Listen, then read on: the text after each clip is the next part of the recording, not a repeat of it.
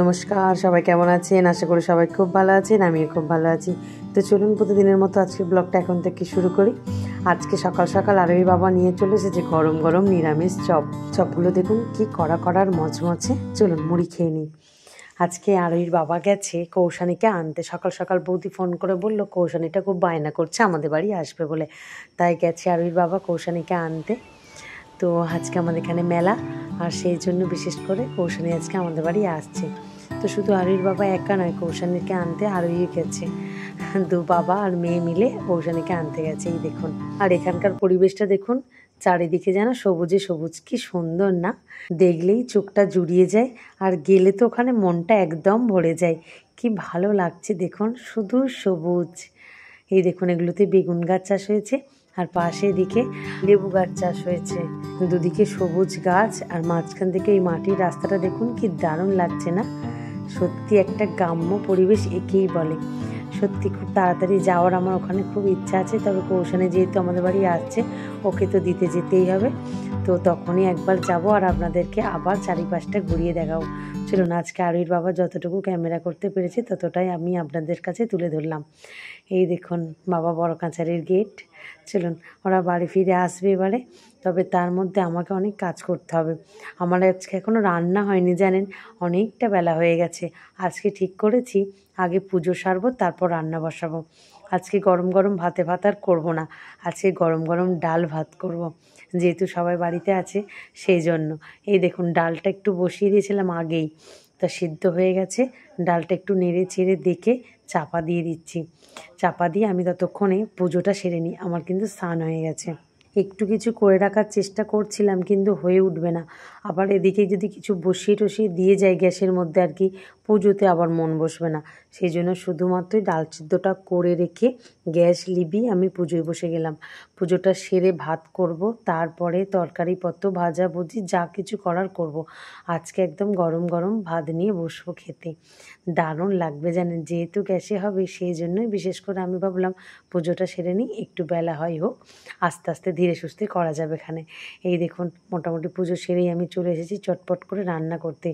তবে আরোহীর বাবা চলে এসেছে জানেন কৌশানীকে নিয়ে। তো ওরা এখন ঘরে বসে হাওয়া খাচ্ছে, আমি ততক্ষণে রান্নাটা সেরে নিচ্ছি। রান্নাটা হয়ে গেলেই একেবারে কৌশানীকে ভাত দিয়ে দেবো। অবশ্য আমরা সবাই একসাথেই খাবো, তাও বললাম আর কি। ওকে এখন টিফিন আর কিছু দিলাম না, অনেকটা বেলা হয়ে গেছে তো সেই জন্য। আজকে রান্না করেছি কুমড়ো ভাজা, পটল ভাজা, একটু টমেটো পাতে দিয়েছিলাম, আলু সিদ্ধ দিয়ে মাখাবো, আর একটু টকের ডাল। আর মা একটু কুমড়ো শাকের চচ্চড়ি পাঠিয়েছে। একদম থালা ভর্তি হয়ে গেছে দেখুন সব কিছু খাবারে, মানে সবজিতে সবজিতে। দারুণ হবে আজকে খাওয়াটা। নামেই নিরামিষ, কিন্তু অনেকটা সবজি খাওয়া হবে। তবে চাটনি করলে একটু ভালোই হতো। যাক, এই দিয়েই এখন আপাতত খাওয়া হোক। আজকে আবার মেলা, তো সেই জন্য একটু তাড়াতাড়ি খেয়ে ঘুমিয়ে পড়তে হবে। ঘুমিয়ে টুমিয়ে নিয়ে আবার সবাই মিলে মেলায় যাব। আজকে ফাংশন হওয়ারও কথা আছে মেলায়। চলুন দেখা যাক কতদূর কী হয়। বিকালবেলা আমি, বৌদি, কৌশানী, আরোহী সবাই মিলে মেলায় চলে এসেছি। এই দেখুন, এখন যে মেলার পরিবেশটা প্রচণ্ড ভিড়, কারণ এখন গাজন হয়েছে, আর দুর্দান্ত গাজন হয় এখানে। প্রথমেই মাকে দর্শন করি আসুন। মা আর বড় বাবা। মন্দিরটা চিনতে পারছেন? এই মন্দিরেই আমি পূজা দিতে আসি।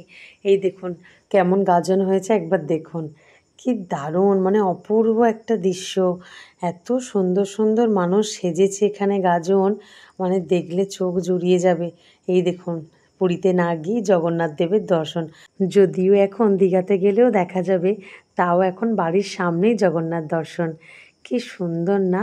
ওদিকটা আবার আরও সুন্দর সুন্দর আছে, কৃষ্ণ রাধিকা আছে, দোলায় দোল খাচ্ছে, আরও লক্ষ্মী ঠাকুর আছে, সরস্বতী ঠাকুর আছে, বিভিন্ন দারুণ, মানে কি বলবো আর, দেখার মতো। ওই দেখুন জয় হনুমান, রাম সীতা, মানে কত কিছু, নেতাজি, মানে কি বলবো। আর দারুণ দারুণ পুরস্কারও আছে এখানে জানেন। আমিও ছোটোবেলায় সাজতাম গাজন। শেষবার যখন গাজন সেজেছিলাম তখন আমি পাগলি সেজেছিলাম, আর তখন আমি সেকেন্ডও হয়েছিলাম জাস্ট অভিনয় করার জন্য। এই দেখুন রাম সেজেছে একটা ছেলে, কি ভালো লাগছে না? দারুণ দারুণ। আবার এই দেখুন সান্তাক্লজ সেজেছে একজন, কি ভালো লাগছে, মানে দৃশ্যগুলো অপূর্ব। মনে হচ্ছে আমি একটু ভেতরে ঢুকে গিয়ে সবাইকে আদর করে আসি। কি সুন্দর লাগছে দেখুন। চলুন এবারে একটু পাশ দিয়ে গিয়ে পিছন দিকটা যাই। পিছন দিকেও অনেকটা বড় জায়গা নিয়ে এখানে গাজন হচ্ছে তো, তাই পিছনেও অনেকটা গাজন বসেছে। এই দেখুন, এই দিকটা দেখুন কত সুন্দর। এই দেখুন একটা ছেলের ফাঁসি হচ্ছে, মানে ক্ষুদিরাম এটা, তাই তো? ক্ষুদিরামের ফাঁসি হচ্ছে। কি কষ্ট না, দেখুন কিভাবে দৃশ্যটা করেছে, অপূর্ব অপূর্ব। কত দোকান পাশারি বসেছে মেলাটার মধ্যে, দেখেছেন? এখনও কিন্তু আমার দেখা হয়নি। চলুন একবার ঘুরে আসি। এদিকে বসেছে বাচ্চাদের নাকরদোলা গাড়ি। তবে নাকরদোলা ওখানে বসতো জানেন, কিন্তু এখন জায়গাটা অনেকটা শর্ট হয়ে গেছে, তো সেই জন্য আর বসে না।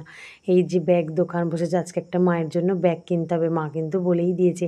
গত বছর কিনে দিয়েছিলাম একটা ব্যাগ, আর সে ব্যাগটা এতই ভালো হয়েছিল, সেই জন্য মা বলেছে বছর একটা ব্যাগ কিনে আনবি। এখানে দেখুন কাপ প্লেট বসেছে। তবে মেলাটা ঘুরতে ঘুরতে চোখ পড়লো আকাশের দিকে, তাকিয়ে দেখি আকাশটা পুরো মেঘে কালো করে এসেছে। এই মুহূর্তেই না ঝড় ওঠে, কিন্তু খুব ভয় লাগছে। এত সুন্দর একটা পরিবেশ, সবে জমজমাট হয়েছে, এখন যদি ঝড় বৃষ্টি আসে বলুন তো কারোর ভালো লাগে? মনটা একদম খারাপ হয়ে যাবে সবার। এই দেখুন একটা কানেরের দোকান, কত কানের। এদিকে বাচ্চাগুলোকে খাইয়ে দিচ্ছি, বাড়ি ফিরতে হবে। গাজন দেখা হয়ে গেছে, এবার আমরা সবাই বাড়ি ফিরবো, তারপরে হয়তো রাতের দিকে আবার মেলায় আসবো। তো এখন এক প্লেট পাপড়ি চাট নিয়ে বসেছে 3 জনে। এই দেখুন তাড়াতাড়ি ওদেরকে খেতে বলছি, কারণ প্রচণ্ড ঝড় উঠে গেছে।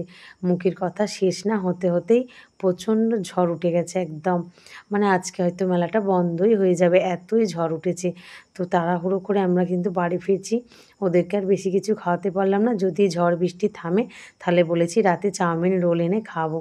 তো আমি বৌদি সবাই বাড়ি ফিরছি। তো ফ্রেন্ডস, আজকে ভিডিওটা এখানেই শেষ করছি। আগামীকাল একটি নতুন ব্লগে দেখা হবে। টাটা।